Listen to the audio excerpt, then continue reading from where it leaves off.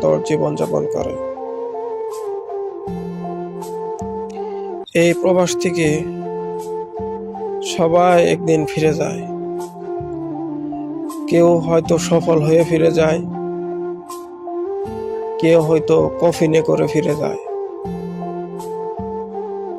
শুধু ফেরার পার্থক্যটা আলাদা। এই প্রবাস বড়ই আজব। এই প্রবাসে কেউ হয়তো সুখের দেখা পায়, আবার কেউ হয়তো দুঃখের রাজ্যে বসবাস করে। এই প্রবাসে সবাই সুখের ঠিকানার খুঁজে আসে, স্বপ্ন পূরণের খুঁজে আসে। কিন্তু এই প্রবাস আসার পর